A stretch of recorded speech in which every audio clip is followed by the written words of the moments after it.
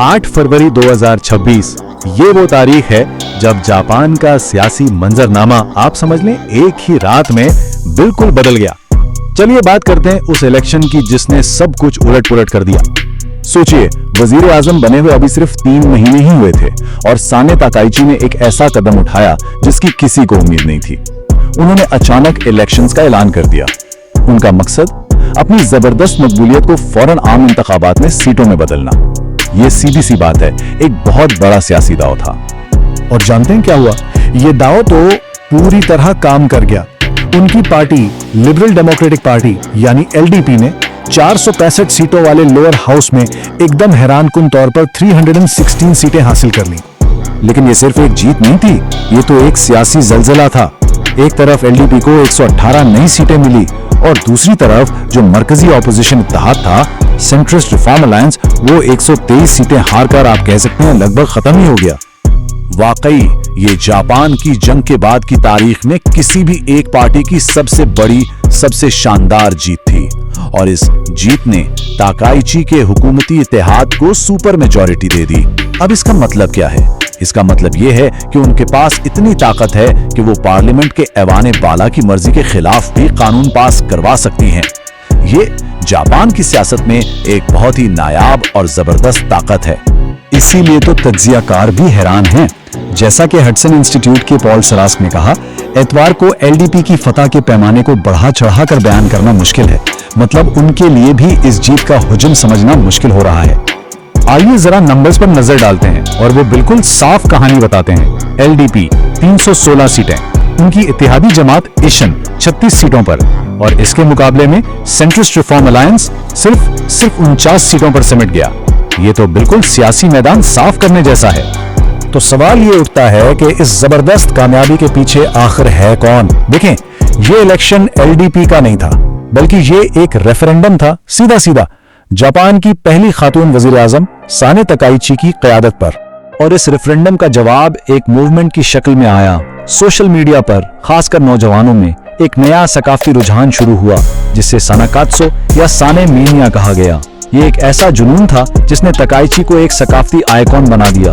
उनके हैंडबैग से लेकर उनके गुलाबी कलम तक हर चीज ट्रेंड करने लगी और ये जुनून सबसे ज्यादा नौजवानों में था। इस बात पर गौर करें, 30 साल से कम उम्र के 90% से ज्यादा वोटर्स ने ताकाइची की हिमायत की। 90%। ये एक ऐसी नस्ल है जो आमतौर पर सियासत से दूर रहती है, लेकिन ताकाइची ने उन्हें भी अपने साथ जोड़ लिया।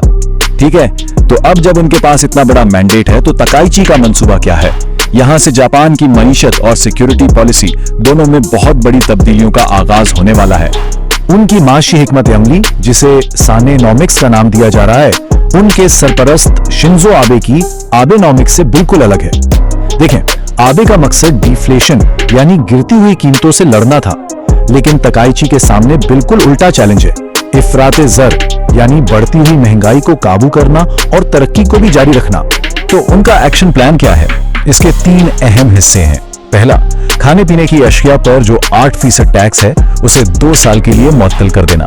दूसरा, टेक्नोलॉजी और इंडस्ट्री में स्ट्रेटेजिक सरमायाकारी करना। और तीसरा, महंगाई से जो लोग परेशान हैं उन्हें बराह रास्त माली रिलीफ देना। ये एक काफी बड़ा मंसूबा है और बॉन्ड मार्केट्स इस पर गहरी नजर रखे हुए हैं।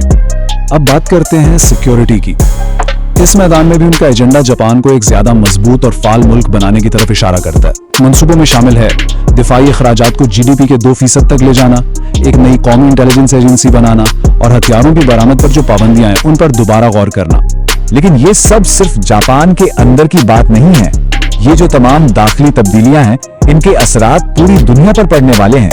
ये इलेक्शन असल में आलमी सतह पर जापान के किरदार को दोबारा मुतय्यन करेगा। तो यहाँ सबसे अहम सवाल ये पैदा होता है, इससे आलमी इत्तेहाद यानी ग्लोबल अलायंसेस किस तरह बदलेंगे? और ताकाइची को अपनी इस नई घरेलू ताकत को फौरन ही आलमी सतह पर टेस्ट करना होगा। मार्च में वॉशिंगटन जा रही हैं अमेरिका के साथ इत्तेहाद को मजबूत करने, जबकि अगले ही महीने अप्रैल में सदर ट्रंप बीजिंग का दौरा कर रहे हैं। तो यहाँ एक दो धारी सूरत हाल बन रही है। एक तरफ अमेरिका के साथ ताल्लुकात और मजबूत हो रहे हैं, खासकर सदर ट्रंप के साथ ताकाइची के अच्छे ताल्लुकात की वजह से, लेकिन दूसरी तरफ बीजिंग के साथ तनाव बढ़ रहा है क्योंकि ताकाइची ने ताइवान के मसले पर काफी सख्त बयानात दिए हैं। तो अब आगे क्या? इस सुपर मेजॉरिटी के साथ ताकाइची के पास ताकत तो बेपनाह है, लेकिन इसके साथ साथ कुछ बहुत बड़े चैलेंजेस भी उनका इंतजार कर रहे हैं। जैसा कि हमने बात की, ईवाने ज़ीरीमे में सुपर मेजॉरिटी का मतलब है कि वो ज्यादातर कवानीन पर ईवाने बाला की मुखालिफत को बाईपास कर सकती हैं। ये कानून साजी की ताकत उनके हाथ में एक जबरदस्त टूल है, लेकिन उनका जो सबसे बड़ा हदफ है, जापान के अमन पसंद आईन को बदलना, उसके रास्ते में अब भी एक बहुत बड़ी रुकावट है। आईन को तब्दील करने के लिए उन्हें ऐवान बाला में भी 2/3 अक्सरियत चाहिए, जो उनके पास फिलहाल नहीं है। तो आने वाला सफर आसान नहीं है। ताकाइची को कई मुश्किलात का सामना है। आईनी तरमीम पर ऐवान बाला में तातुल, उनके खर्जाती मंसूबों से पैदा होने वाले मुआशी खतरात, एक कमजोर येन की मुसलसल परेशानी और हाँ, पिछले कुछ सियासी स्कैंडल से जुड़े सवालात अभी भी बाकी हैं। तो आखिर में सवाल ये है, एक तारीखी मैंडेट और एक इतने बड़े एजेंडे के साथ क्या वजीर आजम ताकाइची वाकई एक नया जापान बनाने में कामयाब हो पाएंगी, या फिर माशी और सियासी हकीकतें उनके रास्ते की दीवार बन जाएंगी? इसका जवाब सिर्फ वक्त ही दे सकता है। 8 फरवरी 2026 ये वो तारीख है जब जापान का सियासी मंजरनामा, आप समझ लें, एक ही रात में बिल्कुल बदल गया। चलिए बात करते हैं उस इलेक्शन की जिसने सब कुछ उलट पुलट कर दिया। सोचिए, वजीर आजम बने हुए अभी सिर्फ 3 महीने ही हुए थे और साने ताकाइची ने एक ऐसा कदम उठाया जिसकी किसी को उम्मीद नहीं थी। उन्होंने अचानक इलेक्शंस का ऐलान कर दिया। उनका मकसद अपनी जबरदस्त मकबूलियत को फौरन आम इंतखाबात में सीटों में बदलना। ये सीधी सी बात है, एक बहुत बड़ा सियासी दाव था। और जानते हैं क्या हुआ? ये दाव तो पूरी तरह काम कर गया। उनकी पार्टी लिबरल डेमोक्रेटिक पार्टी यानी एलडीपी ने 465 सीटों वाले लोअर हाउस में एकदम हैरानकुन तौर पर 316 सीटें हासिल कर ली। लेकिन ये सिर्फ एक जीत नहीं थी, ये तो एक सियासी जलजला था। एक तरफ एलडीपी को 118 नई सीटें मिली और दूसरी तरफ जो मरकजी ऑपोजिशन इत्तेहाद था, सेंट्रिस्ट रिफॉर्म अलायंस, वो 123 सीटें हारकर आप कह सकते हैं लगभग खत्म ही हो गया। वाकई ये जापान की जंग के बाद की तारीख में किसी भी एक पार्टी की सबसे बड़ी, सबसे शानदार जीत थी। और इस जीत ने ताकाइची के हुकूमती इत्तेहाद को सुपर मेजॉरिटी दे दी। अब इसका मतलब क्या है? इसका मतलब यह है कि उनके पास इतनी ताकत है कि वो पार्लियामेंट के ऐवान बाला की मर्जी के खिलाफ भी कानून पास करवा सकती हैं। ये जापान की सियासत में एक बहुत ही नायाब और जबरदस्त ताकत है। इसीलिए तो तज्जियाकार भी हैरान हैं। जैसा कि हडसन इंस्टीट्यूट के पॉल सरास्क ने कहा, एतवार को एलडीपी की फतह के पैमाने को बढ़ा चढ़ाकर बयान करना मुश्किल है। मतलब उनके लिए भी इस जीत का हुजूम समझना मुश्किल हो रहा है। आइए जरा नंबर्स पर नजर डालते हैं और वो बिल्कुल साफ कहानी बताते हैं। एलडीपी 316 सीटें, उनकी इत्तेहादी जमात इशन 36 सीटों पर, और इसके मुकाबले में सेंट्रिस्ट रिफॉर्म अलायंस सिर्फ 49 सीटों पर सिमट गया। ये तो बिल्कुल सियासी मैदान साफ करने जैसा है।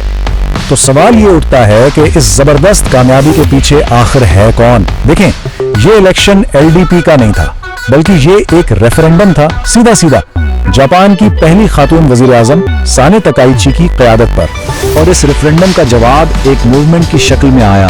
सोशल मीडिया पर खासकर नौजवानों में एक नया सकाफती रुझान शुरू हुआ, जिसे सानाकात्सो या साने मीनिया कहा गया। ये एक ऐसा जुनून था जिसने ताकाइची को एक सकाफती आइकॉन बना दिया। उनके हैंडबैग से लेकर उनके गुलाबी कलम तक हर चीज ट्रेंड करने लगी। और ये जुनून सबसे ज्यादा नौजवानों में था। इस बात पर गौर करें, 30 साल से कम उम्र के 90% से ज्यादा वोटर्स ने ताकाइची की हिमायत की। 90%। ये एक ऐसी नस्ल है जो आमतौर पर सियासत से दूर रहती है, लेकिन ताकाइची ने उन्हें भी अपने साथ जोड़ लिया। ठीक है, तो अब जब उनके पास इतना बड़ा मैंडेट है, तो ताकाइची का मंसूबा क्या है? यहां से जापान की मईशत और सिक्योरिटी पॉलिसी दोनों में बहुत बड़ी तब्दीलियों का आगाज होने वाला है। उनकी माशी हिकमत अमली, जिसे सानेनॉमिक्स का नाम दिया जा रहा है, उनके सरपरस्त शिंजो आबे की आबेनॉमिक्स से बिल्कुल अलग है। देखें, आबे का मकसद डिफ्लेशन यानी गिरती हुई कीमतों से लड़ना था, लेकिन ताकाइची के सामने बिल्कुल उल्टा चैलेंज है, इफराते ज़र यानी बढ़ती हुई महंगाई को काबू करना और तरक्की को भी जारी रखना। तो उनका एक्शन प्लान क्या है? इसके 3 अहम हिस्से हैं। पहला, खाने पीने की अशिया पर जो 8% टैक्स है, उसे 2 साल के लिए मुअत्तल कर देना। दूसरा, टेक्नोलॉजी और इंडस्ट्री में स्ट्रेटेजिक सरमायाकारी करना। और तीसरा, महंगाई से जो लोग परेशान हैं, उन्हें बराह रास्त माली रिलीफ देना। ये एक काफी बड़ा मंसूबा है और बॉन्ड मार्केट्स इस पर गहरी नजर रखे हुए हैं। अब बात करते हैं सिक्योरिटी की। इस मैदान में भी उनका एजेंडा जापान को एक ज्यादा मजबूत और फाल मुल्क बनाने की तरफ इशारा करता है। मंसूबों में शामिल है दिफाई अखराजात को जीडीपी के 2% तक ले जाना, एक नई कौमी इंटेलिजेंस एजेंसी बनाना और हथियारों की बरामद पर जो पाबंदियां हैं उन पर दोबारा गौर करना। लेकिन ये सब सिर्फ जापान के अंदर की बात नहीं है। ये जो तमाम दाखिली तब्दीलियां हैं, इनके असरात पूरी दुनिया पर पड़ने वाले हैं। ये इलेक्शन असल में आलमी सतह पर जापान के किरदार को दोबारा मुतय्यन करेगा। तो यहाँ सबसे अहम सवाल ये पैदा होता है, इससे आलमी इत्तेहाद यानी ग्लोबल अलायंसेस किस तरह बदलेंगे? और ताकाइची को अपनी इस नई घरेलू ताकत को फौरन ही आलमी सतह पर टेस्ट करना होगा। मार्च में वॉशिंगटन जा रही हैं अमेरिका के साथ इत्तेहाद को मजबूत करने, जबकि अगले ही महीने अप्रैल में सदर ट्रंप बीजिंग का दौरा कर रहे हैं। तो यहाँ एक दो धारी सूरत हाल बन रही है। एक तरफ अमेरिका के साथ ताल्लुकात और मजबूत हो रहे हैं, खासकर सदर ट्रंप के साथ ताकाइची के अच्छे ताल्लुकात की वजह से। लेकिन दूसरी तरफ बीजिंग के साथ तनाव बढ़ रहा है, क्योंकि ताकाइची ने ताइवान के मसले पर काफी सख्त बयानात दिए हैं। तो अब आगे क्या? इस सुपर मेजॉरिटी के साथ ताकाइची के पास ताकत तो बेपनाह है, लेकिन इसके साथ साथ कुछ बहुत बड़े चैलेंजेस भी उनका इंतजार कर रहे हैं। जैसा कि हमने बात की, ईवान ज़ीरीमे में सुपर मेजॉरिटी का मतलब है कि वो ज्यादातर कवानीन पर ईवान बाला की मुखालिफत को बाईपास कर सकती हैं। ये कानून साजी की ताकत उनके हाथ में एक जबरदस्त टूल है। लेकिन उनका जो सबसे बड़ा हदफ है, जापान के अमन पसंद आईन को बदलना, उसके रास्ते में अब भी एक बहुत बड़ी रुकावट है। आईन को तब्दील करने के लिए उन्हें ईवान बाला में भी 2/3 अक्सरियत चाहिए, जो उनके पास फिलहाल नहीं है। तो आने वाला सफर आसान नहीं है। ताकाइची को कई मुश्किलात का सामना है। आईनी तरमीम पर ईवान बाला में तातुल, उनके खर्जाती मंसूबों से पैदा होने वाले मुआशी खतरात, एक कमजोर येन की मुसलसल परेशानी और हाँ, पिछले कुछ सियासी स्कैंडल से जुड़े सवालात अभी भी बाकी हैं। तो आखिर में सवाल ये है, एक तारीखी मैंडेट और एक इतने बड़े एजेंडे के साथ क्या वजीर आजम ताकाइची वाकई एक नया जापान बनाने में कामयाब हो पाएंगी, या फिर माशी और सियासी हकीकतें उनके रास्ते की दीवार बन जाएंगी? इसका जवाब सिर्फ वक्त ही दे सकता है।